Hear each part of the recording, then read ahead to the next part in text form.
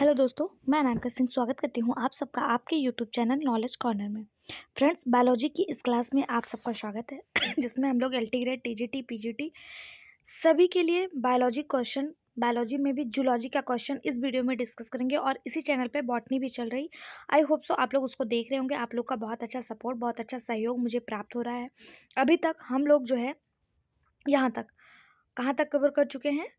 Respiration तक। अगर आपने देखा है तो बहुत अच्छी बात, अगर नहीं देखा तो हमारे इसी चैनल पे जाइए और उन टॉपिक्स को भी ज़रूर देखिए। आज हम स्टार्ट करेंगे blood circulation, blood circulatory system के जितने भी क्वेश्चन किसी भी एग्जाम में आए हैं, आज हम उनको पढ़ेंगे, ठीक है। तो आप पेशेंस बनाए रखिए, जाते जाते अपना फीडबैक हमारे लिए ज़रूर छोड़िएगा और वीडियो को ज़्यादा से ज़्यादा शेयर करिए, जिससे ये क्लास उन सभी बच्चों तक पहुँच जाए जिनकी आर्थिक स्थिति इतनी कमज़ोर है कि वो 500-400 रुपये अपने प्रिपरेशन के लिए नहीं लगा सकते। उनके परिवार में कुछ ऐसी दुर्घटना या फिर कुछ भी है तो उन तक ये वीडियो पहुंच जाए, क्योंकि ये फ्री ऑफ कॉस्ट है और एग्जाम का लास्ट टाइम है, तो वो भी अपना रिवीजन कर सकें। इस बात को ध्यान में रखते हुए आप लोग वीडियो को ज़्यादा से ज़्यादा शेयर करिए। और हाँ, वीडियो ख़त्म होने से पहले आप लोग कमेंट बॉक्स में अपना एक अच्छा फीडबैक जरूर दीजिएगा, ठीक।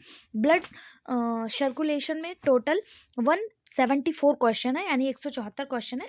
देखते हैं कि आज के वीडियो में कितना क्वेश्चन कवर हो पाएगा। जैसा कि आप लोग कहते हैं कि ज़्यादा से ज़्यादा क्वेश्चन कराइए, क्योंकि एग्जाम पास है, तो मैं आपको ज़्यादा से ज़्यादा क्वेश्चन कराने की कोशिश करूंगी। कल तो रिस्पायरेशन हमने पूरा खत्म कर दिया था, 70 क्वेश्चन थे तो एक ही वीडियो में खत्म कर दिया था। आज थोड़ा ज़्यादा क्वेश्चन है, देखते हैं। अगर आप लोग का सहयोग और सपोर्ट मिलता रहा तो एक ही क्लास में खत्म करने की कोशिश करेंगे, नहीं तो 2 क्लास में खत्म हो जाएगा, ठीक है। स्टार्ट करते हैं। पहला क्वेश्चन है, ह्यूमन हार्ट इज, मानव हृदय होता है न्यूरोजेनिक, मायोजेनिक, बोथ या फिर बेनस। मानव हृदय कैसा होता है? तो मानव हृदय जो होता है वो मायोजेनिक होता है, यानी पेशीय जनक होता है। ऑप्शन बी इसका सही जवाब हो जाएगा।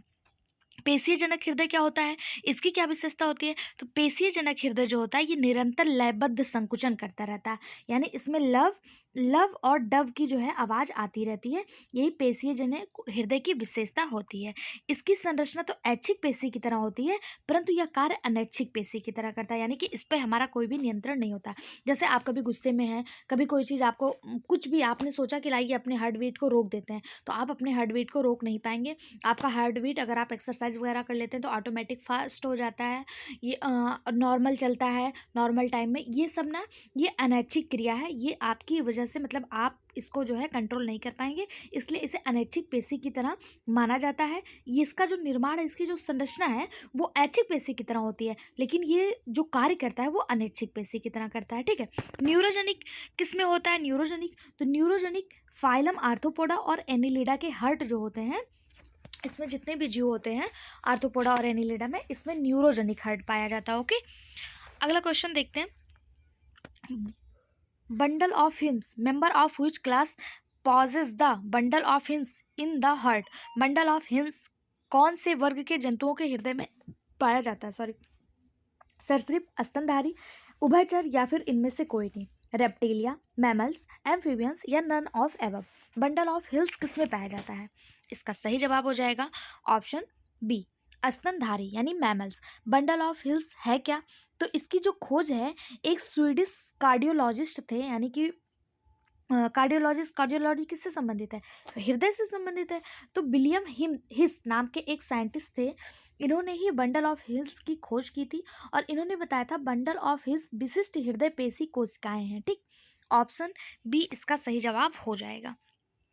अगला क्वेश्चन, हिंस बंडल पाया जाता है किसमें? तो हिंस बंडल हार्ट में पाया जाता है, किसके? स्तनधारी के हार्ट में।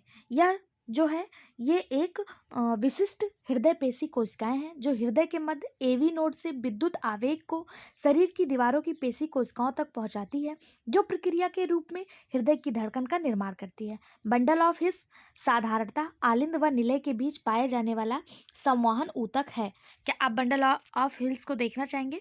तो यहाँ पे देखिए, ये आपका हार्ट है, ये, एक मिनट, ये जो है ये हार्ट है, ये right auricle, left auricle, right ventricle, left ventricle, और इन्हीं के बीच में ये जो पाया जाता है, इसी को ये बंडल ऑफ हिल्स के नाम से जाना जाता है, ठीक है। ये देखिए यहाँ पे लिखा है हिस बंडल, ठीक।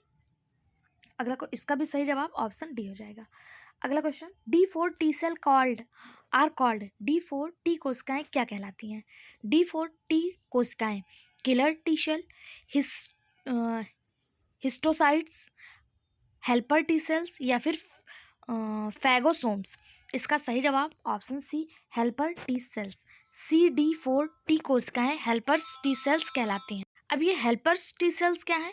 तो ये WBC की ही एक प्रकृति है, WBC की ही एक प्रकार है, जो क्या करती है, प्रतिरक्षा कार्यों में हमारी सहायता करती है, यानी कि हमारी प्रतिरक्षा तंत्र, इम्यून सिस्टम को मजबूत करती हैं। ऑप्शन सी इसका सही जवाब हो जाएगा।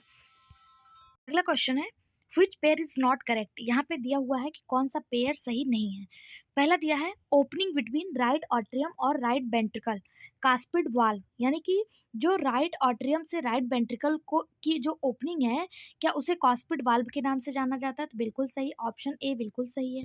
दूसरा दिया opening between left atrium and left ventricle, जो बायां आलिंद और बाएं निलय के मध्य जो वाल्व पाया जाता है उसे बाइकॉस्पिड वाल्व कहा जाता है। अगर हार्ट का हृदय, अगर ये हार्ट है तो बायां आलिंद और बायां आलिंद और बायां निलय के बीच की जो यहाँ पे जो वाल्व पाया जाता है, क्या उसे बाइकॉस्पिड वाल्व कहा जाता है, जिसे को मिट्रल वाल्व कहा जाता है?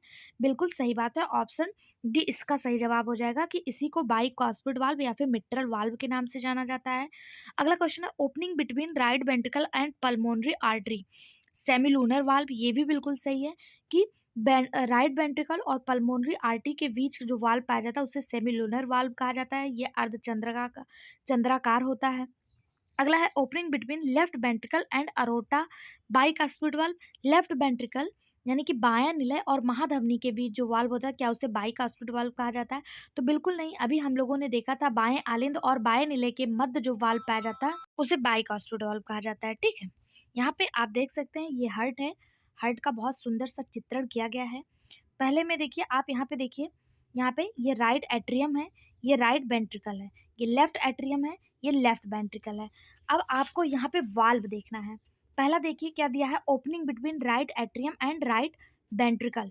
राइट एट्रियम और राइट वेंट्रिकल कहाँ है? ये बीच का वाल्व पूछा जा रहा है। पूछा है क्या इस वाल्व को आप ट्राइकास्पिड वाल्व कहते हैं? तो देखिए यहाँ पे लिखा हुआ है ट्राइकास्पिड वाल्व, यानी कि ये सही है।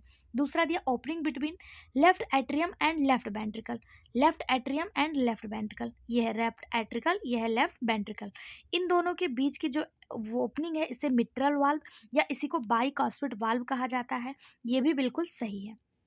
ठीक है, ये हार्ट का एक डायग्राम है। अगला क्वेश्चन देखते हैं, निम्नलिखित में से कौन सा हृदय स्पंदन के गति निर्धारक कहलाता है? Which of the following is called the pacemaker of heart? Pacemaker of heart के नाम से किसे जाना जाता है? Atrio ventricular node, bundle of hills, sino atrial node या फिर कार्डियक गैंग्लियंस? सही जवाब इसका जो हो जाएगा वो तो SA नोड हो जाएगा, यानी कि साइनो एट्रियल नोड। इसको SA नोड के नाम से भी जाना जाता है। इसका फुल फॉर्म होता है साइनो एट्रियल नोड या फिर सिरा आलिंद घुंडी, या हृदय के पेस मेकर के नाम से जाना जाता है, या दाहिने आलिंद के शीर्ष भाग पर विशेष कोशिकाओं का एक छोटा पुंज होता है।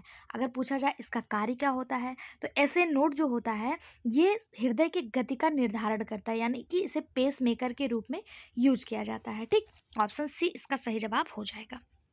अगला क्वेश्चन, कसोरिकी यानी कि मानव हृदय में पेस मेकर है, जितने भी वर्टिब्रेट्स हैं उनमें पेस मेकर क्या है? तो अभी हम लोगों ने देखा ऐसे नोड को पेस मेकर कहा जाता है। ऑप्शन ए इसका सही जवाब। अगला क्वेश्चन, जब किसी रोगकारी जीव या विष के विरुद्ध तैयार प्रतिरक्षा शरीर में प्रविष्ट कराई जाती है तो क्या कहलाता है? कृत्रिम निष्क्रिय टीकाकरण, कृत्रिम सक्रिय टीकाकरण, प्रकृति निष्क्रिय टीकाकरण या प्राकृतिक सक्रिय टीकाकरण? जब कोई रोगकारी जीव या विष के विरुद्ध जब कोई प्रतिरक्षा तंत्र शरीर में प्रविष्ट कराई जाती है तो वो क्या कहलाता है? यानी कि जैसा कि अभी जब कोविड फैला था तो इसका बहुत अच्छा एग्जाम्पल है। तो कोविड से लड़ने के लिए हमारे शरीर में कुछ इंजेक्शन लगाए गए थे, कुछ प्रतिरक्षा तंत्र को मजबूत करने के लिए, डाउन करने के लिए, उनसे लड़ने के लिए उनके विरुद्ध में कुछ इंजेक्शन लगाए गए थे। तो ऐसे इंजेक्शन को क्या कहा जाता है? तो इनको आर्टिफिशियल पैसिव यूमिनाइजेशन कहते हैं। ऑप्शन ए इसका सही जवाब हो जाएगा, आर्टिफिशियल पैसिव यूमिनाइजेशन, कृत्रिम निष्क्रिय टीकाकरण। ठीक, ऑप्शन ए इसका सही जवाब हो जाएगा। अगला क्वेश्चन, निम्नलिखित में से कौन सी कोशिका प्रतिरक्षाएं स्रावित करती है? Which of the following cell secrete antibody? Antibody कौन सिक्रेट करता है? All leucocytes, all lymphocytes, B lymphocytes या फिर T लिम्फोसाइट्स? सही जवाब हो जाएगा। जो एंटीबॉडी सिक्रिएट करता है उसे बी लिम्फोसाइट्स कहते हैं। ऑप्शन सी इसका सही जवाब हो जाएगा। बी लिम्फोसाइट्स प्रतिरक्षा प्रणाली का ही हिस्सा है और अस्थि मज्जा में स्टेम कोशिकाओं से विकसित होती है। इसे बी सेल के नाम से भी जाना जाता है, ठीक है। अगर बी लिम्फोसाइट ना लिखकर बी सेल लिखा है तो भी आपको कंफ्यूज नहीं होना है। अगला क्वेश्चन, निम्नलिखित में से किसमें हीमोजोइन एक विष लाल रक्त कणों के फटने के बाद रक्त में छोड़ा जाता है? टाइफॉइड, मलेरिया, फाइलेरिसिस या फिर स्मॉल पॉक्स? सही जवाब ऑप्शन बी मलेरिया। मलेरिया में जब किसी को मलेरिया हो जाता है तो उसके रक्त में एक विष छोड़ा जाता है, एक टॉक्सिन छोड़ा जाता है जिसे हीमोजोइन के नाम से जाना जाता है, ठीक है। उनके लाल रक्त कोशिकाओं के फटने के बाद उसमें छोड़ा जाता है। ऑप्शन बी इसका सही जवाब हो जाएगा। अब ये हीमोजोइन है क्या? तो ये एक अपशिष्ट उत्पाद है जो रक्त में उपस्थित परजीवी, जो मलेरिया के परजीवी हैं, मलेरिया का परजीवी क्या है? प्लाज्मोडियम। उसको उसके द्वारा, प्लाज्मोडियम द्वारा रक्त हीमोग्लोबिन के पाचन में बनता है। इसका मतलब क्या है? हीमोजोइन आरबीसी में प्लाज्मोडियम संक्रमण के दौरान प्लाज्मोडियम परजीवी द्वारा हीमोग्लोबिन के पाचन का चयापचय के रूप में क्रिस्टलीकृत करता है, ठीक है। अगला क्वेश्चन, यकृत निवाहिका सिरा द्वारा यकृत में रुधिर आता है, यानी कि the hepatic portal vein drain blood from. Hepatic portal के द्वारा यकृत में रुधिर कहाँ से आता है? हृदय से, आमाशय से, या वृक्क से, या फिर जठरांत पथ से, यानी कि हार्ट से, स्टमक से, किडनी से, या फिर गैस्ट्रो इंटेस्टाइनल ट्रैक्ट से? सही जवाब ऑप्शन डी। अगला क्वेश्चन है, प्लेटलेट्स की कमी क्या कहलाती है? पॉलीसाइथीमिया, थ्रोम्बोसाइटोपेनिया, थैलेसीमिया, या फिर इनमें से कोई नहीं? इसका सही जवाब हो जाएगा ऑप्शन बी थ्रोम्बोसाइटोपेनिया। प्लेटलेट्स की जब कमी हो जाती है तो ऐसे बीमारी को थ्रोम्बोसाइटोपेनिया कहा जाता है। क्यों? क्योंकि प्लेटलेट्स को ही थ्रोम्बोसाइट कहा जाता है और ये बोन मैरो में बनते हैं, इसीलिए इससे जब कमी होती है, थ्रोम्बोसाइट की जब कमी होगी तो थ्रोम्बोसाइटोपेनिया कहा जाएगा। अब देखिए, ब्लड के 3 भाग होते हैं, आरबीसी, डब्ल्यूबीसी और प्लेटलेट्स। प्लेटलेट्स को थ्रोम्बोसाइट कहा जाता है। आरबीसी को और डब्ल्यूबीसी को क्या कहा जाता है? डब्ल्यूबीसी का अभी मैंने आपको बताया था, अगर आपने ध्यान से सुना होगा तो डब्ल्यूबीसी का फुल फॉर्म मैंने आपको बताया था जब मैं बी लिम्फोसाइट के बारे में बता रही थी। अगर आपको आरबीसी का और डब्ल्यूबीसी का साइंटिफिक नेम पता है तो हमें ज़रूर बताइएगा। प्लेटलेट्स को थ्रोम्बोसाइट कहा जाता है, ठीक है। अगला क्वेश्चन, रुधिर एक है, ब्लड क्या है? Areolar tissue, connective tissue, liquid connective tissue, या फिर रेटिकुलर कनेक्टिव टिश्यू? ब्लड तो कनेक्टिव टिश्यू है, लेकिन ये कैसा है? लिक्विड कनेक्टिव टिश्यू है, ठीक है। ऑप्शन सी इसका सही जवाब हो जाएगा। इसमें आरबीसी, डब्ल्यूबीसी और प्लेटलेट्स पाए जाते हैं। यह कैसा है? एक लिक्विड कनेक्टिव टिश्यू है। ब्लड, अगर आपसे पूछा जाए कि एक वयस्क मानव में ब्लड कितना पाया जाता है, तो जो उसकी वजन है, जो व्यक्ति का वजन होता है, उसके अनुसार उसका लगभग 8% जो है उसमें ब्लड होता है, ठीक है। यानी कि आप कह सकते हैं 5 लीटर तक ब्लड एक वयस्क मानव में पाया जाता है। और अगर एग्जैक्ट निकालना है तो व्यक्ति का जितना वेट है उसका 8% निकाल लीजिए, आपको पता चल जाएगा इसके अंदर कितना ब्लड है। नॉर्मल मानव की बात कर रही हूँ मैं, बीमार उमार की नहीं। अगला क्वेश्चन है, सूची 1 को सूची 2 से मिलाइए। सूची 1 सूची 2, ठीक है। पहला दिया न्यूट्रोफिल, इस्नोफिल, मोनोसाइट्स, लिम्फोसाइट्स। तो इसको आपको मिलाना है। अगर आपको कुछ नहीं पता इसके बारे में तो मैंने आपको लिम्फोसाइट के बारे में बताया था कि जो लिम्फोसाइट है ये प्रोडक्शन ऑफ एंटीबॉडी, ये एंटीबॉडी का निर्माण करता है लिम्फोसाइट। डी का एक आप देख लीजिए, इसमें किसी में, एक मिनट रुकिए, डी का एक किसी में दिख रहा है क्या? तो डी का एक आपको ऑप्शन बी और ऑप्शन डी दोनों में दिख रहा है। एलिमिनेशन मेथड के माध्यम से मैं आपको सॉल्व करने की कोशिश करा रही हूँ, ठीक है, ठीक है। अब अगला देखते हैं। एक तो हमें पता चल गया, उसके बाद इसमें से किसी के बारे में आपको पता है क्या? तो न्यूट्रोफिल्स जो है, न्यूट्रोफिल क्या होता है? न्यूट्रोफिल जो होता है ये कोशिका पारण होता है, यानी कि डाई एपिडिसिस होता है, ठीक है। 1 का 3 आपको किस में दिख रहा है? 1 का 3 आपको ऑप्शन सी और ऑप्शन डी में दिख रहा है। सी तो पहले ही गलत हो गया था, तो ऑप्शन डी ही इसका सही जवाब हो जाएगा। बाकी एक बार हम लोग देख लेते हैं। न्यूट्रोफिल कोशिका पारण, इश्नोफिल्स प्रत्युंजा में संख्या वृद्धि प्रत्यंजा में संख्या वृद्धि मतलब नंबर इंक्रीजेज इन एलर्जी, ठीक। उसके बाद तीसरा है मोनोसाइट्स यानी एक केंद्रक आड़ू, एक केंद्रक आड़ू, इसका जो सही जवाब वक्राकार केंद्रक यानी कि किडनी शेप न्यूक्लियस। फिर है लसिकाड़ू यानी कि लिम्फोसाइट्स, लिम्फोसाइट्स का क्या कार्य होता है, production of antibody, production of antibody, प्रतिरक्षी का उत्पादन। ऑप्शन डी इसका सही जवाब हो जाएगा। यहाँ पे देखिए different types of blood cells दिए हुए हैं। ब्लड सेल्स इरिथ्रोसाइट्स, इसी को आरबीसी कहते हैं। बेसोफिल्स, लिम्फोसाइट, इसे डब्ल्यूबीसी कहते हैं। मोनोसाइट्स को दो भागों में बांटा गया। उसके बाद इस्नोफिल्स, न्यूट्रोफिल्स, प्लेटलेट्स, इसको थ्रोम्बोसाइट्स कहते हैं, ठीक है। अगला क्वेश्चन, निम्नलिखित में से कौन सा सही सुमेलित नहीं है। यहाँ पे वर्ग दिए हुए हैं, कौन से वर्ग का हृदय कितने कोश कक्षीय होता है, कितने चैम्बर्ड होता है, उसके बारे में पूछा है। तो पहला दिया है कि एवीज, एवीज यानी कि पक्षी, पक्षी वर्ग में कितने चैम्बर हार्ट पाए जाते हैं। पक्षी वर्ग में क्या दो चैम्बर हार्ट पाए जाते हैं, तो बिल्कुल नहीं। जो पक्षी होता है इसमें 4 चैम्बर हार्ट पाए जाते हैं। कितने चैम्बर हार्ट पाए जाते हैं, 4 चैम्बर हार्ट पाए जाते हैं। यही पहला आपका गलत हो जाएगा। दूसरा दिया एम्फीबियंस में 3 कोष्ठीय, तो बिल्कुल सही जवाब है, एम्फीबियंस में 3 कोष्ठीय पाए जाते हैं। रेप्टिलिया में 4, इसका एक एक्सेप्शन है, क्या है इसका एक अपवाद, वो है मगरमच्छ। मगरमच्छ में 3.5 या फिर कहें 4 चैम्बर हार्ट पाए जाते हैं। स्तनधारी में 4 चैम्बर होते हैं, और रेप्टिलियन में भी जो मगरमच्छ होता है इसमें अगर आपको 3.5 दिया है तब तो आप 3.5 मार करके आएंगे, लेकिन अगर 4 दिया है 3.5 नहीं दिया हुआ तो मगरमच्छ में आप 4 मार करके आइएगा। जो गलत है वो ये है, क्योंकि पक्षी में भी पक्षी वर्ग में दाएं आलिंद दायां निलय, बायां आलिंद और बायां निलय 4 कोष्ठीय हृदय होता है, ठीक है। अगला क्वेश्चन, हृदय गति निम्न के नियंत्रण में होती है। हृदय गति किसके नियंत्रण में होती है, तंत्रिका, हार्मोन्स, एंजाइम, तंत्रिका व हार्मोन्स दोनों। तो इसका सही जवाब हो जाएगा ऑप्शन डी, तंत्रिका व हार्मोन्स दोनों। हृदय गति एक अनैच्छिक क्रिया है, यानी कि हमारी इच्छाओं पर नियंत्रित नहीं होता है। तंत्रिका की 2 शाखाएं जिसे सिंपैथेटिक तंत्रिका और पैरासिम्पैथेटिक तंत्रिका कहते हैं, इन्हीं के द्वारा हृदय गति जो है वो नियंत्रित होती है। इसके साथ साथ इसको कुछ हार्मोन्स भी नियंत्रित करते हैं, जैसे एपिनेफ्रिन, नॉर एफिनेफ्रिन, इसको नियंत्रित करते हैं हृदय गति के तेज और धीमा होने में, ठीक है। अगला क्वेश्चन, निम्नलिखित में से किसमें यूरिया की मात्रा सबसे अधिक पाई जाती है। यकृत धमनी यानी हेपेटिक आर्टरी, हेपेटिक वेन यानी यकृत सिरा, रीनल आर्टरी और रीनल वेन, किसमें जो है यूरिया की मात्रा सबसे अधिक पाई जाती है।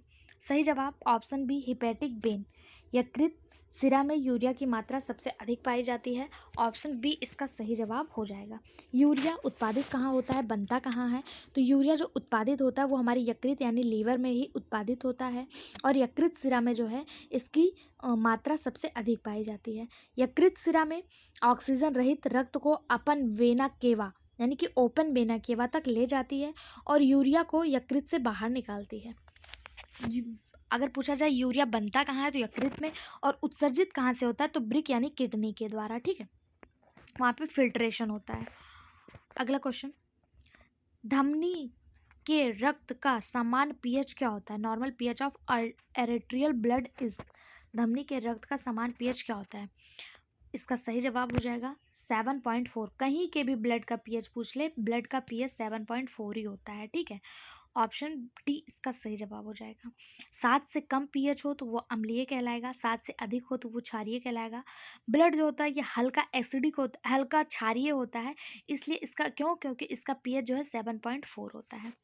अगला क्वेश्चन, एक स्वस्थ वयस्क मनुष्य का सामान्य सिस्टोलिक रक्तचाप कितना होता है। A normal systolic blood pressure of a healthy adult human being.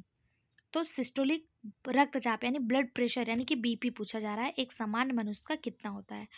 तो एक सामान्य मनुष्य का 80-120 होता है, लेकिन एग्जाम में आपको 90-120 दिया है, जो आपको यहाँ सही हो जाएगा क्योंकि यह नियरेस्ट दिया हुआ है, ठीक है।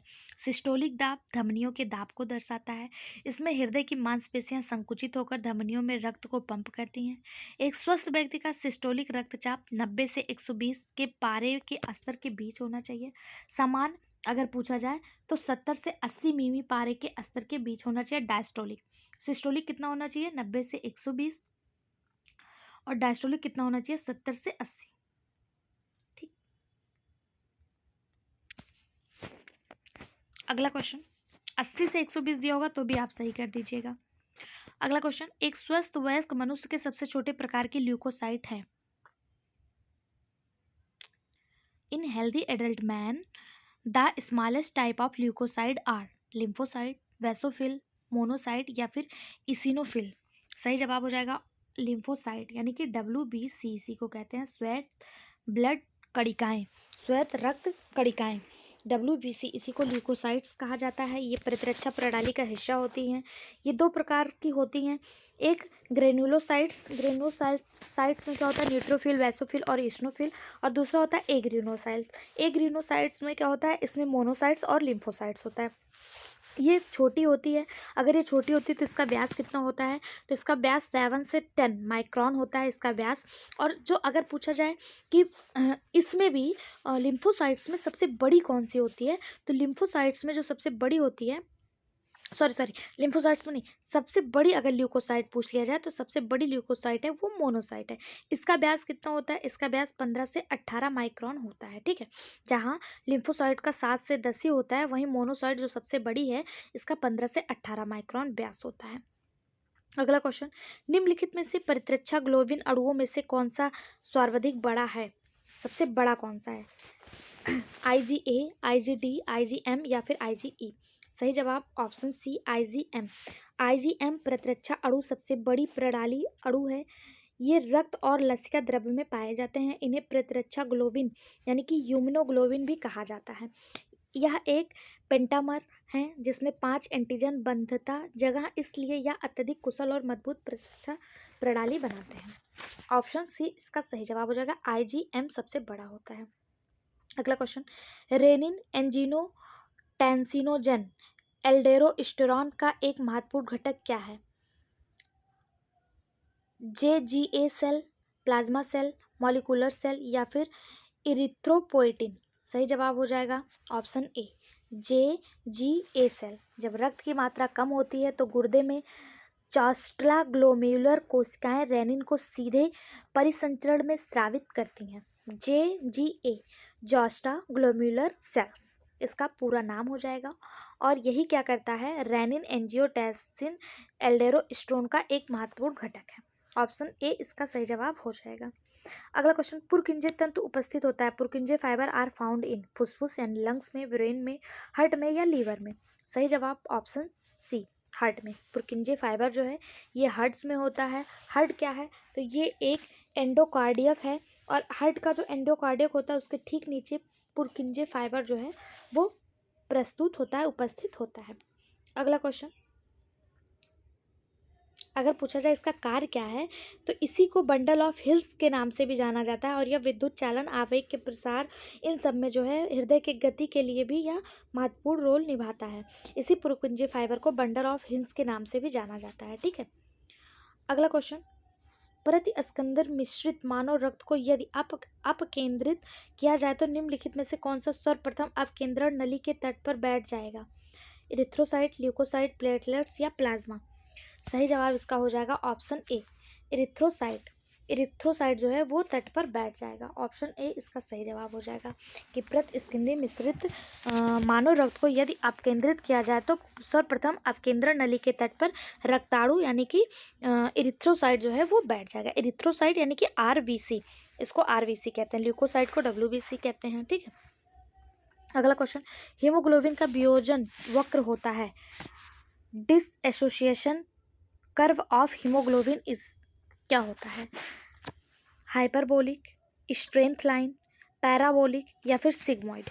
सही जवाब ऑप्शन डी सिग्मॉइड। ये क्वेश्चन कितने एग्जाम में आया आप खुद देख लीजिए, TGT बायोलॉजी 2021, 2005, NVS यानी नवोदय विद्यालय PGT 2014। इसको इम्पॉर्टेंट मार्क करिएगा। हीमोग्लोबिन का वियोजन वक्र क्या होता है, तो हीमोग्लोबिन का वियोजन वक्र जो होता है वो सिग्मॉइड होता है। ऑप्शन डी इसका सही जवाब हो जाएगा। ठीक है, सिग्मॉइड होता है। सिग्मॉइड कैसे होता है, ये हीमोग्लोबिन इस पे अगर जाए तो ये ऐसे ऐसे होता है, इसी को सिग्मॉइड कहा जाता है। ठीक है, अगला क्वेश्चन, रक्त प्लाज्मा का पीएच होता है, यानी कि पीएच ऑफ ब्लड प्लाज्मा कैसा? Slightly acid, strong acidic, slightly alkyne या फिर न्यूट्रल। ब्लड प्लाज्मा का पीएच अगर पूछा जा रहा है तो मैंने आपसे बताया था कि ब्लड का जो पीएच होता है वो 7.35 से लेके 7.45 तक होता है। अगर पीएच की प्रकृति आप देखिए तो 7 पर न्यूट्रल होता है, इधर एसिडिक होता है, इधर बेसिक होता है। तो इधर गया ये ना, ये इधर गया ना, ये बेसिक हो जाएगा, ठीक है। स्लाइटली एल्काइन हो जाएगा, हल्का क्षारीय हो जाएगा। ऑप्शन सी इसका सही जवाब हो जाएगा। ब्लड को दो भागों में बांटा गया, एक प्लाज्मा एक कार्पस्लस। प्लाज्मा को भी 3 भागों में बांटा गया है, आरबीसी, डब्ल्यूबीसी और प्लेटलेट्स। अगर पूछा जाए प्लाज्मा में सबसे अधिक मात्रा में क्या पाया जाता है, तो प्लाज्मा में सबसे अधिक मात्रा में जल पाया जाता है। कितना परसेंट? 90 से 92%। और 6% जो होता है वो क्या होता है? प्रोटीन होता है, ठीक। अगला क्वेश्चन, मानव बॉडी में भी सबसे अधिक मात्रा में जल ही पाया जाता है। अगला बॉडी कह रहे हैं। अगला क्वेश्चन, निम्नलिखित में से कौन प्रतिस्कंद ए हेपेरिन, मतलब कौन सा इसमें प्रतिस्कंद है, एंटीकोगुलेंट है, कौन सा? हेपेरिन, हिरुडिन, हिस्टामिन या फिर सीरोटोनिन। इसका सही जवाब हो जाएगा option A and option B, यानी कि हेपेरिन और हिरुडिन ये एंटीकोगुलेंट है। ऑप्शन सी इसका सही जवाब हो जाएगा। एंटीकोगुलेंट यानी कि ये ब्लड का थक्का जमने में, ब्लड क्लॉटिंग बनाने में मदद करते हैं, ठीक। अगला क्वेश्चन, कौन सी धमनी मध्यपट को रक्त प्रदान करती है? Which artery supplied blood to the diaphragm. Diaphragm को रक्त कौन प्रदान करता है? पेरेनिक, स्प्लैनिक, कॉर्डुअल या फिर रीनल। सही जवाब ऑप्शन ए, पेरेनिक, यानी मध्यच जो होता है ये डायाफ्राम को रक्त प्रदान करता है। डायाफ्राम क्या होता है? डायाफ्राम हमारा जो ये रिब्स होती है, जो हमारी ये रिब्स 12 पेयर रिब्स होती है, इसके ठीक नीचे लगी होती है और ये रिब्स और लंग्स को सपोर्ट प्रोवाइड करती है, ठीक है। ये सांस लेने पर ऊपर नीचे होती रहती है, इसी को डायाफ्राम कहते हैं। और इसको ब्लड पहुंचाने का कार्य कौन करता है? पेरेनिक करता है। अगला question, intercalated disc are found in. Intercalated disc किस में पाया जाता है? Visceral muscles, skeletal muscles, cardiac muscles या फिर ऑल ऑफ एवर। सही जवाब option C, cardiac muscles. Intercalated disc cardiac muscle में पाया जाता है। ऑप्शन सी इसका सही जवाब हो जाएगा। जबकि बिसरल मसल्स और स्केलेटल मसल्स में यह अनुपस्थित होता है, ओके। अगला क्वेश्चन, एक minute. The age erythrocytes are destroy by. पुराने रक्ताणु किसके द्वारा नष्ट किए जाते हैं? जो मरे हुए या पुराने जो आरबीसी हैं, आरबीसी का जो लाइफ होता है वो 120 दिन का होता है, 120 दिनों का ही होता है। तो जब ये 120 दिन पूरे कर चुके होते हैं तो ये किसके द्वारा नष्ट किए जाते हैं? तो ये जो नष्ट किए जाते हैं ये स्प्लिन और लीवर के द्वारा। ऑप्शन ए इसका सही जवाब हो जाएगा कि ये स्प्लिन और लीवर के द्वारा नष्ट कर दिए जाते हैं। इरिथ्रोसाइट को आरबीसी कहते हैं। इनका निर्माण हमारे बोन मैरो में होता है, यानी अस्थि मज्जा में होता है। और इनका जो जीवन काल होता है, इनकी जो लाइफ साइकिल होती है, लाइफ स्पैन होता है, वो 120 डे का होता है, ठीक है। यूपी एल्टीग्रेड 2018 में आया हुआ क्वेश्चन है। अगला क्वेश्चन, कौन सा कथन सत्य है, यानी कि 3 इसमें गलत दिए हुए हैं और 1 सही दिया हुआ है। पहला दिया हुआ, कार डेटा में रुधिर का बहाव पृष्ठवाहिनियों से आगे की ओर होता है, यानी कि इन कॉर्डेट ब्लड फ्लो और एंटीरियर इन डॉर्सल ब्लड वेसल्स। क्या ये बिल्कुल सही है? तो बिल्कुल नहीं, ये गलत हो जाएगा, ठीक है। ये गलत है क्योंकि कार्डेटा में जो रुधिर का बहाव है वो हमेशा बंद वाहिनी यानी धमनी, सिरा और कोशिका से होकर बहता है, ठीक है। Close blood vascular system Chordata में होता है। तो ऑप्शन ए तो गलत हो जाएगा। दूसरा दिया है, इन कॉर्डेट्स ब्लड फ्लो पोस्टीरियर इन डॉर्सल ब्लड वेसल्स। ये आपका सही है। कॉर्डेट्स में posterior and in dorsal blood vessels, यानी जो रुधिर का बहाव है वो पृष्ठ आनियों से पीछे की ओर होता है। ये बिल्कुल सही है, ठीक है। जब 1 सही मिल गया हमको तो बाकी ये दोनों गलत ही होंगे। ऑप्शन बी इसका सही जवाब हो जाएगा। यहाँ पे देखिए आपको पूरा एक्सप्लेनेशन दिया हुआ है। अगला क्वेश्चन, इसका पीडीएफ आप हमारे टेलीग्राम से ले लीजिएगा और वहाँ से आप रिवीजन करते रहिए, ठीक है। वहाँ पे हमने इस पूरे बुक का पीडीएफ डाल दिया है। अभी 2 टॉपिक बचा है, उसको भी बहुत जल्द डाल देंगे। अगला क्वेश्चन है, मेट हीमोग्लोबिनिया का कारण क्या है? मेट हीमोग्लोबिनिया नीमिया इज कॉज्ड बाय, किसके कारण होता है? नाइट्रेट फर्टिलाइजर, लेड, ऑक्सिसिटी या फिर फ्लोराइड इन ड्रिंकिंग वाटर या फिर ऑक्सीटोसिन। मेट हीमोग्लोबिनिया किसके कारण होता है? इसका सही जवाब हो जाएगा नाइट्रेट फर्टिलाइजर के द्वारा। ऑप्शन ए इसका सही जवाब हो जाएगा। जब नाइट्रोजन उर्वरक की शरीर की लाल कोशिकाओं में उपस्थित के कारण मेट हीमोग्लोबिनिया नामक रोग होता है। ठीक है, ऑप्शन ए इसका सही जवाब हो जाएगा। लेड के कारण कौन सी बीमारी होती है? फ्लोराइड के कारण कौन सी बीमारी होती है? अगर आपको पता है तो कमेंट बॉक्स में बताइएगा। अगला क्वेश्चन है, हीमोग्लोबिन अणु संवहन करता है वन हीमोग्लोबिन मॉलिक्यूल कैरियर। एक हीमोग्लोबिन ऑक्सीजन के कितने अणु ले जाता है? तो एक हीमोग्लोबिन ऑक्सीजन के 4 अणु ले जाता है। ठीक है, ऑप्शन ए इसका सही जवाब हो जाएगा। अगला क्वेश्चन, हसिया कोशिका रक्त का लक्षण है। The symptom of sickle cell anaemia is. Sickle cell anaemia का क्या लक्षण है? अपर्याप्त स्वास्थ्य, लाल रुधिर कण, दृढ़ एवं लसलसी लाल रुधिर कण, हसियाकार लाल रुधिर कण, या इनमें से सभी। तो आप देख रहे हैं इसका नाम ही हसिया है, सिकल सेल एनीमिया इसको कहा जाता है। और अगर आप हिंदी पढ़ेंगे ना तो हसियाकार रुधिर सेल सिकल सेप्ड आरबीसी, इसमें जो होता है हमारी आरबीसी, जो हमारी आरबीसी न्यूक्लियस शेप होती है, जो इस टाइप में होती है, ये सिकल सेल हो जाती है, यानी हसिया के आकार की हो जाती है। तो इसे सिकल सेल एनीमिया के नाम से भी जाना जाता है। ऑप्शन सी इसका सही जवाब हो जाएगा। अगला क्वेश्चन, सिकल सेल एनीमिया एक रोग है, तो सिकल सेल एनीमिया से कौन प्रभावित होता है? तो सिकल सेल एनीमिया से जो प्रभावित होता है वो हमारा रेड ब्लड सेल्स है। ऑप्शन ए इसका सही जवाब हो जाएगा। ठीक है, इस रोग में लाल रुधिर रोगाणु यानी कि रेड ब्लड सेल्स प्रायः हीमोग्लोबिन की विशेष संरचना के कारण सिकुड़ कर हसियाकार हो जाती हैं और ये कार्य करना बंद कर देती हैं। जब ये कार्य करना बंद कर देती हैं तो मनुष्य तो पहले बीमार होता है, फिर क्या होता है, उसकी मृत्यु हो जाती है। ये जो सिकल सेल एनीमिया है ये एक जो है आनुवांशिक बीमारी है। ठीक है, आनुवांशिक बीमारी क्या होता है, जो एक मतलब माता पिता से उनके पुत्रों में जाए। तो अगर ये माता पिता को है तो संभावित होता है कि ये बच्चों को हो। ठीक है, क्योंकि ये आनुवांशिक रोग है। ठीक, अगला क्वेश्चन, लाल रक्त कोशिकाओं का लाल रंग होता है। लाल रक्त कोशिकाओं का जो रंग रेड होता है वो किसके कारण होता है? हम सभी को पता है आयरन की कमी के कारण, आयरन की उपस्थिति के कारण। ऑप्शन सी इसका सही जवाब हो जाएगा। अगला क्वेश्चन, रक्ताणु की परिपक्वता के लिए कौन आवश्यक है? यानी कि रेड ब्लड सेल्स के यानी इरिथ्रोसाइट्स के मेच्योर होने के लिए कौन सा विटामिन आवश्यक है? तो इरिथ्रोसाइट्स के मेच्योर होने के लिए विटामिन B12 जो है वो आवश्यक है। ऑप्शन सी इसका सही जवाब हो जाएगा। विटामिन B12 हमें मिलता कहाँ से है? तो ये मांस, मछली, जिगर, अंडा, दूध, पनीर आदि से मिलता है। आंत के बैक्टीरिया का भी इसके द्वारा संश्लेषण मतलब B12 का संश्लेषण किया जाता है। अगला क्वेश्चन, किस रुधिर वर्ग के व्यक्ति में एंटीजन ए और एंटीजन बी होता है परंतु एंटीबॉडी नहीं होता है? तो देखिए जो ब्लड होता है वो ए बी और ओ 4 प्रकार का होता है। तो जो एंटीजन किस में होता है? एंटीजन ए और एंटीजन बी किस में होता है? एंटीबॉडी होता ही नहीं है। तो इसका जो सही जवाब हो जाएगा वो ऑप्शन बी, ए बी में एंटीबॉडी नहीं होता है। क्यों नहीं होता? क्योंकि ये सर्वग्राही होता है, सबसे ब्लड ले लेगा। अगर इसमें एंटीबॉडी होगा तो अगर इसमें एंटीबॉडी पाया जाएगा तो ये सबसे ब्लड कैसे ले पाएगा? इसलिए इसमें एंटीबॉडी नहीं पाया जाता है। ठीक है, ब्लड ग्रुप 4 प्रकार के यहाँ पे दिया है, 4 प्रकार के। ए बी में एंटीबॉडी अनुपस्थित होता है और एंटीजन ए और एंटीजन ए बी दोनों होता है। ठीक है, ये सर्वग्राही होता है। सर्वदाता कौन सा होता है? सर्वदाता ओ होता है, इसमें एंटीजन अनुपस्थित होता है। अगर इसमें एंटीजन पाया जाएगा तो ये सबको दे नहीं पाएगा। अगला क्वेश्चन, सर्वदाता व्यक्तियों का रक्त समूह कैसा होता है?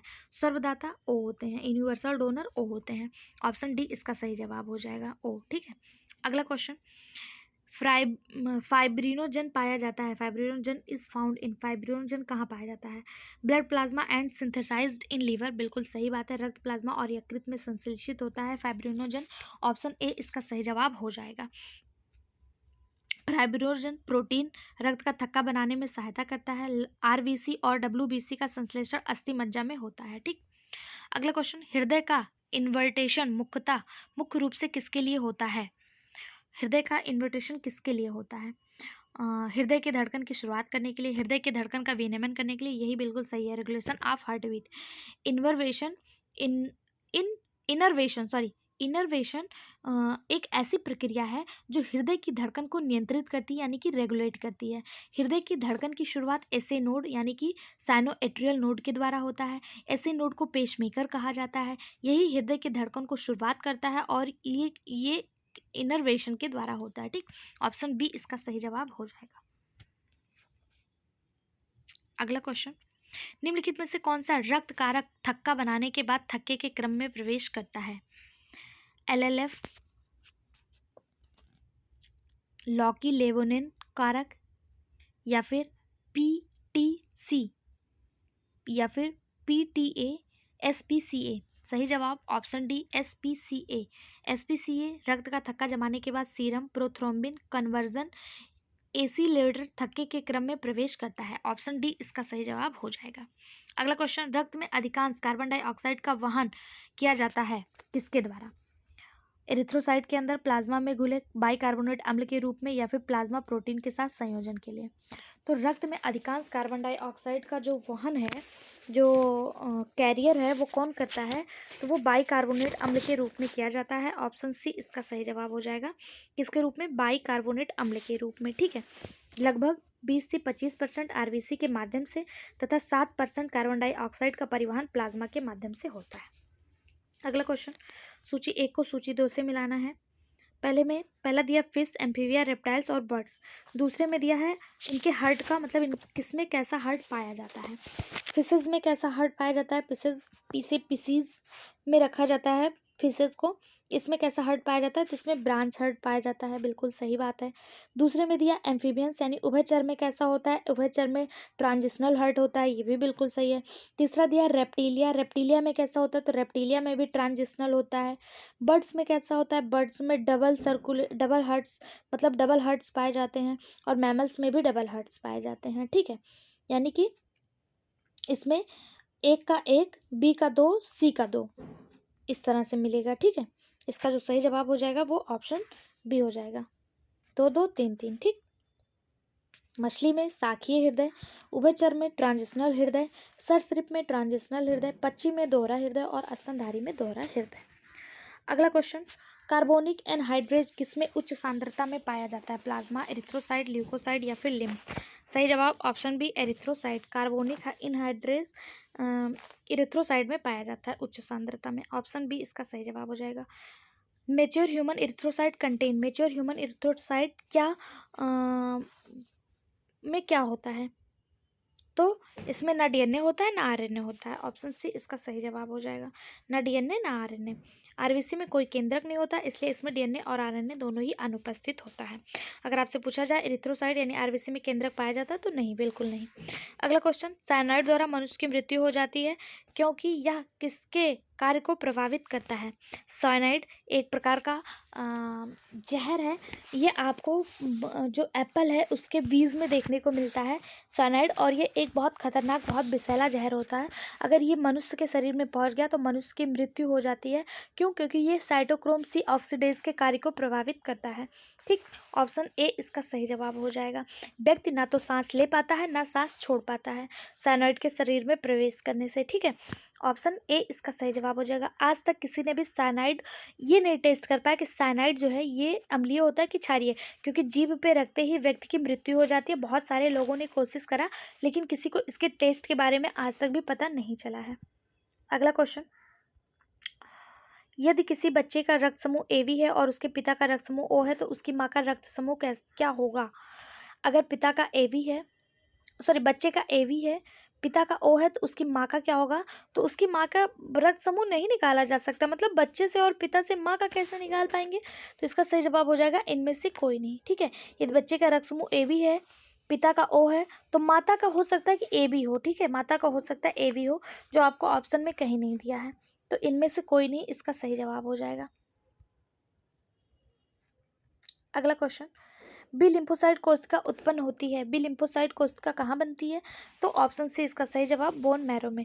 ये एक लिम्फोसाइट एक प्रकार की सफ़ेद, मतलब वाइट ब्लड सेल्स है जो प्रतिरक्षा प्रणाली को मजबूत करती है।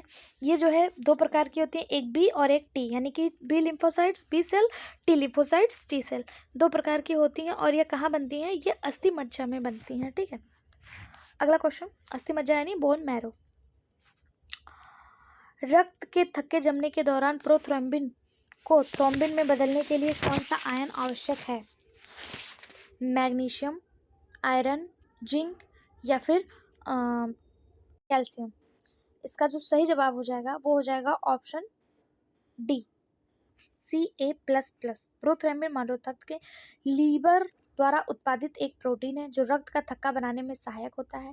रक्त के थक्के बनाने के दौरान प्रोथ्रोम्बिन को थ्रोम्बिन में बदलने के लिए कैल्शियम आयन की आवश्यकता होती है। ऑप्शन डी इसका सही जवाब हो जाएगा। अगला क्वेश्चन, स्कंदन के लिए निम्नलिखित में से कौन सा धनायन आवश्यक है? वही चीज कि रक्त का थक्का बनाने के लिए कौन सा आवश्यक है, स्कंदन के लिए यानी कोगुलेशन के लिए कौन सा आवश्यक है? तो कैल्शियम आवश्यक है। ऑप्शन बी इसका सही जवाब हो जाएगा, Ca++। ये आयन होते हैं, ठीक है। अगला क्वेश्चन, क्लोराइड आयन की उच्च मात्रा होती है arterial RBC, venous RBC, equal RBC या फिर RBC of all venous and all artery. सही जवाब option D, RBC of are venous and are artery. Carbon dioxide परिवहन के दौरान ऑक्सीजन जो है रहित रुधिर में क्लोराइड आयन प्लाज्मा में आरबीसी में चले जाते हैं और इसमें उच्च सांद्रता जो होती है इसमें होती है वेन्स और आर्टरी में। अगला क्वेश्चन, निम्नलिखित में से कौन लिम्फोसाइट द्वारा निर्मित एक रक्षात्मक प्रोटीन है? तो लिम्फोसाइट द्वारा जो निर्मित होता है उसे इम्यूनोग्लोबिन कहते हैं। ऑप्शन डी इसका सही जवाब हो जाएगा। इम्यूनोग्लोबिन एक रक्षात्मक प्रोटीन है जो लिम्फोसाइट व प्लाज्मा के द्वारा उत्पन्न होता है, ठीक।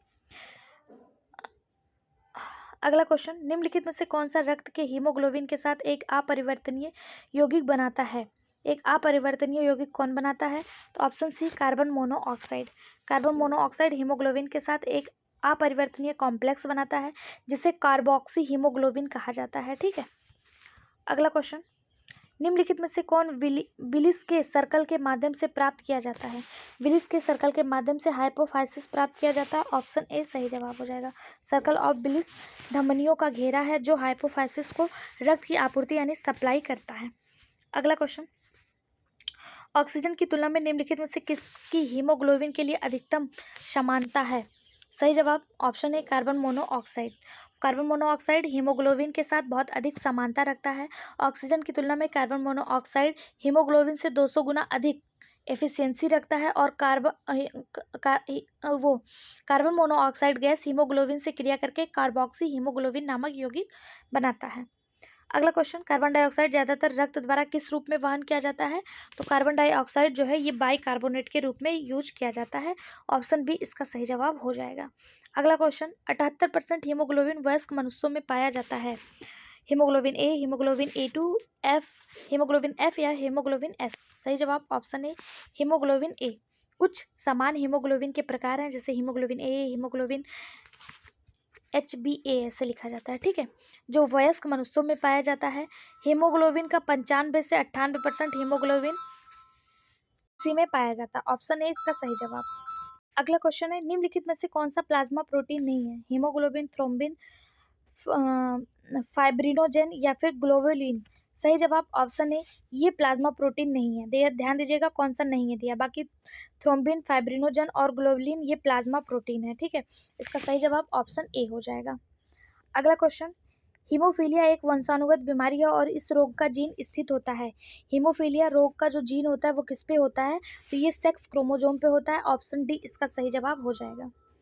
अगला क्वेश्चन है, हीमोग्लोबिन अणु का हीम कहलाता है। एपो एंजाइम, को एंजाइम, अकार्बनिक यानी इनऑर्गेनिक फैक्टर या फिर प्रोस्थेटिक ग्रुप। हीमोग्लोबिन अणु का हीम क्या कहलाता है? सही जवाब option D prosthetic group. Haemoglobin अणु का हीम जो है ये प्रोस्थेटिक ग्रुप कहलाता है, प्रोस्थेटिक समूह कहलाता है। इसका कार्य क्या है? तो इसका कार्य ऑक्सीजन अणुओं को बांधना तथा रेडॉक्स अभिक्रिया में भाग लेना होता है, ठीक है। ऑप्शन डी इसका सही जवाब हो जाएगा। अगला क्वेश्चन, एडिनो हाइपोफाइसिस में शामिल नहीं है। पार्स डिस्टालिस, पार्स नर्वोसा, पार्स ट्यूबरेलिस या फिर पार्स इंटरमीडिएट। एडिनो हाइपोफाइसिस में कौन सा शामिल नहीं है? सही जवाब ऑप्शन बी पार्स नर्वोसा, ये एडिनो हाइपोफाइसिस में शामिल नहीं है। एडिनो हाइपोफाइसिस का निर्माण पार्स डिस्टालिस, पार्स ट्यूबरेलिसिस के विकास से होता है और पार्स इंटरमीडिएट, पार नर्वोसा न्यूरो हाइपोफाइसिस का भाग है, ठीक है। अगला क्वेश्चन, निम्नलिखित में से कौन सा एक हर्द का कार्डियक आउटपुट यानी लीटर प्रति यूनिट में होगा जिसका स्ट्रोक वॉल्यूम 0.07 लीटर प्रति मिनट और जो 90 प्रति मिनट की दर से धड़कता है?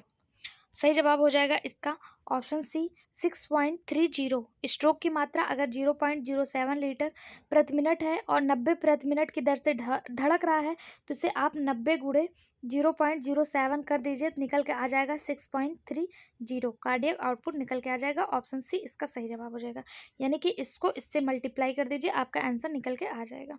अगला क्वेश्चन, मानव हृदय का पेसमेकर अवस्थित है। पेसमेकर यानी एसे नोड कहाँ पर अवस्थित है? एसे नोड दाएं आलिंद यानी राइट एट्रियम में जो है वो उपस्थित होता है। ऑप्शन ए इसका सही जवाब है। इसे प्राकृतिक पेसमेकर के नाम से जाना जाता है।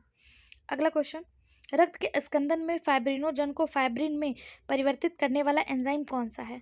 फाइब्रोजन को फाइब्रिन में परिवर्तित करने वाला जो एंजाइम है वो सही जवाब हो जाएगा इसका ऑप्शन ए थ्रोम्बिन।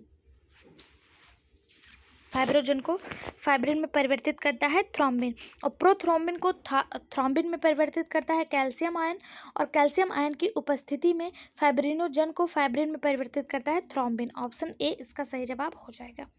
अगला क्वेश्चन, रक्त में 1 ग्राम हीमोग्लोबिन द्वारा कितने ऑक्सीजन का परिवहन किया जाता है? तो रक्त में 1 ग्राम हीमोग्लोबिन के द्वारा 1.34 ml हीमोग्लोबिन का परिवहन किया जाता है। ऑप्शन बी इसका सही जवाब हो जाएगा। अगला क्वेश्चन, निम्नलिखित में से कौन प्राथमिक लिम्फॉइड अंग है? प्राथमिक लिम्फॉइड अंग lymph nodes, lymphoid nodules, thymus या स्प्लीन? सही जवाब ऑप्शन सी थाइमस। 2 प्राथमिक लिम्फॉइड अंग होते हैं, एक लाल अस्थिमज्जा और दूसरा थाइमस। ऑप्शन सी इसका सही जवाब हो जाएगा, क्योंकि लाल यानी कि रेड बोन मैरो यहाँ पे दिया नहीं हुआ, तो थाइमस ही इसका सही जवाब हो जाएगा। बाकी द्वितीयक यानी कि secondary lymphoid tissue, lymph nodes, tonsil, प्लीहा, पेयर के पैसेज यानी पेयर्स पैसेज और लिम्फॉइड्स ऊतक, ये सभी दूसरे होते हैं, ठीक है, सेकेंडरी होते हैं। अगला क्वेश्चन, स्प्लीन उत्पन्न करता है, स्प्लीन क्या प्रोड्यूस करता है? लैक्टिक एंजाइम, लाइसोजाइम, एरिथ्रोपोइटिन या फिर लिम्फोसाइट्स? तो स्प्लीन जो होता है जिसे प्लीहा कहा जाता है, ये क्या उत्पन्न करता है? तो ये लिम्फोसाइट्स उत्पन्न करता है, WBC उत्पन्न करता है। ऑप्शन डी इसका सही जवाब हो जाएगा। और आरबीसी का विनाश, इसे आरबीसी का कब्रगाह या फिर कैब और आरबीसी कहा जाता है, ठीक है। अगला क्वेश्चन, WBC बनाता है, आरबीसी का विनाश करता है स्प्लीन। निम्नलिखित में से किस जोड़े के बीच विवाह विसंगत होगा? विवाह विसंगत किस जोड़े के बीच होगा? सही जवाब ऑप्शन डी RH प्लस और RH प्लस के बीच अगर RH प्लस और RH माइनस के बीच अगर विवाह होगा तो ये विसंगत होगा, ठीक। ऑप्शन डी इसका सही जवाब हो जाएगा, क्योंकि इससे इनके से अगर जो बच्चा होगा वो गर्भावस्था में ही या फिर मृत्यु के तुरंत बाद उसकी मृत्यु हो जाएगी। अगला क्वेश्चन, आनुवांशिक आधार पर विवाह असंगत होगा। तो अभी हम लोगों ने देखा RH प्लस और RH माइनस के बीच अगर विवाह हुआ जिसमें RH प्लस मेल हुआ और RH माइनस ओमेन हुई, तो ये जो है असंगत होगा। क्यों असंगत होगा? क्योंकि मानव भ्रूण में रोग एरिथ्रोब्लास्टोसिस फीटैलिस नामक एक रोग होगा, जिसके कारण जो बच्चा है वह तो या तो वो गर्भ में ही मर जाएगा या तो जन्म लेने के बाद मर जाएगा। अगला क्वेश्चन, रक्त में ऑक्सीजन की एक निश्चित मात्रा के तहत ऑक्सी हीमोग्लोबिन का पृथक्करण बढ़ जाएगा यदि रक्त का पीएच बढ़ जाए, रक्त का पीएच गिर जाए, कार्बन डाइऑक्साइड सांद्रता गिर जाए या रक्त में मुक्त वसीय अम्ल की सांद्रता गिरती है।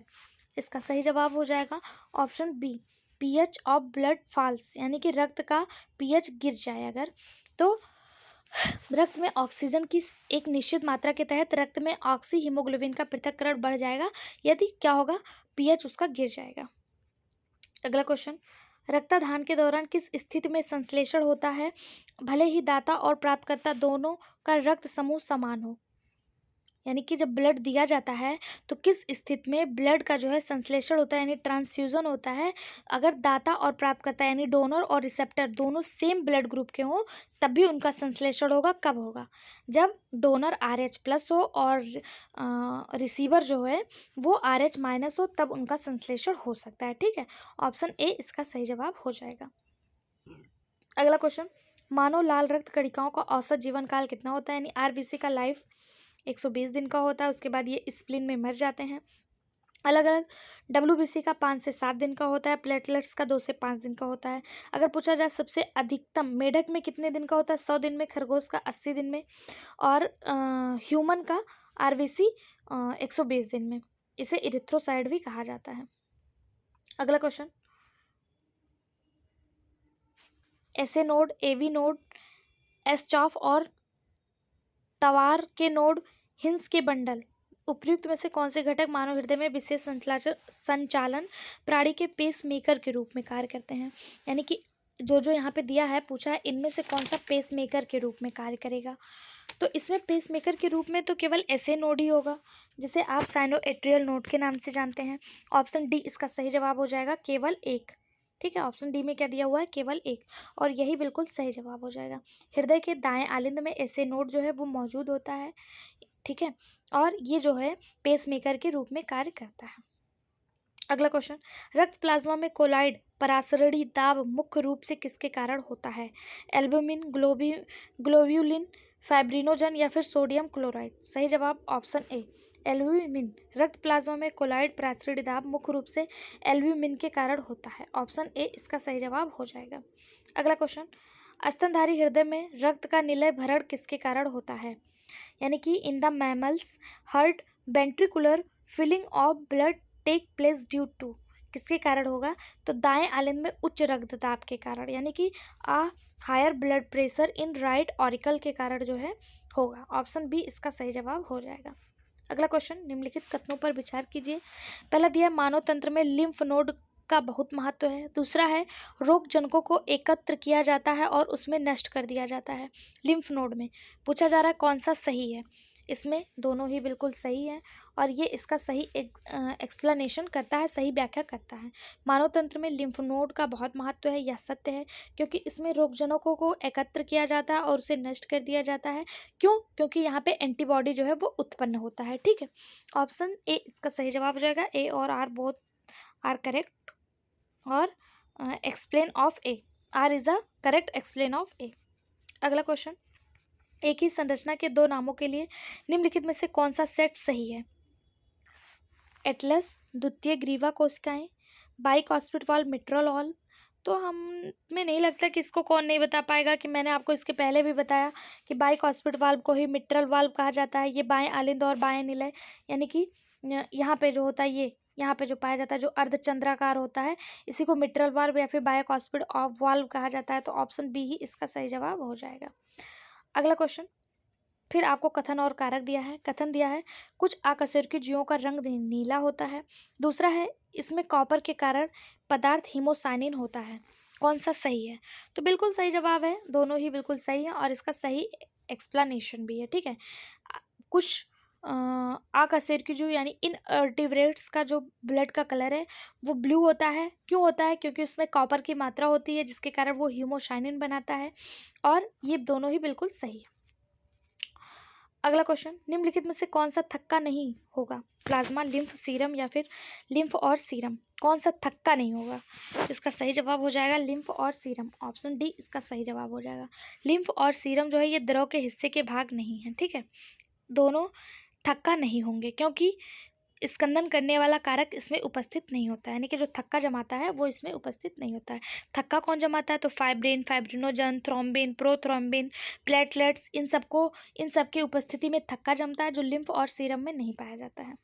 अगला क्वेश्चन, RH- कारक का पता लगाने के लिए उपयोग किए जाने वाले प्रतिकारक क्या कहलाते हैं? RH- का पता लगाने के लिए आपको जो यूज करना है वो ए और बी, एंटीबॉडी ए और एंटीबॉडी बी, दोनों का यूज किया जाता है। ऑप्शन सी इसका सही जवाब हो जाएगा। अगला क्वेश्चन, लोहा नहीं पाया जाता। हीमोग्लोबिन, हीमोसाइनिन, नील्स ग्रेन्यूल्स या फिर ए, बी और सी? लोहा किस में नहीं पाया जाता? Iron is not found in, लोहा जो है ये नहीं पाया जाएगा किसमें? बी और सी में। हीमोसाइनिन और नील्स ग्रेन्यूल्स में लोहा नहीं पाया जाएगा। हीमोग्लोबिन में लोहा यानी कि आयरन जो है वो पाया जाता है। हिंदी में पढ़िए तो लोहा लिखा है, लेकिन इसका सही जो है वो आयरन होगा। ठीक है, Fe जिसे आप कहते हैं, Fe, ये हमारे ब्लड में पाया जाता है और ब्लड को प्रोटीन देता है और लाल रंग प्रोवाइड करता है। इसी आयरन की जगह पे जो हीमोसाइनिन होता है उसमें कॉपर प्रेजेंट होता है। अगला क्वेश्चन, हृदय के सिस्टोल के दौरान क्या होता है? Auricle and ventricle contract separately, auricle and ventricle contract semilunary, या फिर only auricle contract only ventricle contract. सही जवाब इसका हो जाएगा कि during systole of heart, option A auricle and ventral contract separately, यानी कि आलिंद और निलय अलग अलग सिकुड़ते हैं किसके दौरान? सिस्टोल के दौरान। ठीक है, सिस्टोल के दौरान प्रायः आलिंद निलय से पहले सिकुड़ता है। पहले कौन सिकुड़ता है? आलिंद। ठीक है, आलिंद यानी ऑरिकल। अगला क्वेश्चन, मेढक के भिन्न मानव लाल रक्त कोशिकाएं हैं, इसमें नॉन न्यूक्लिएटेड, ऑप्शन बी सही जवाब हो जाएगा। मनुष्य स्तनधारी है जबकि मेढक जो है ये उभयचर हैं। 3 प्रकार की लाल कोशिकाएं यानी कि लाल रक्त कोशिकाएं, मतलब कोशिकाएं 3 प्रकार की होती हैं, आरबीसी, डब्ल्यूबीसी और प्लेटलेट्स।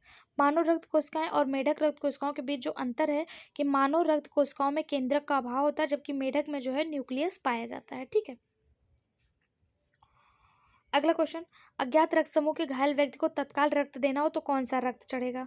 तो ग्राही और स्वर्वदाता मैंने आपको बताया था। तो जो स्वर्वग्राही होता है वो ए बी होता है, लेकिन जो स्वर्वदाता होता है जो सबको दिया जा सकता है तो ओ।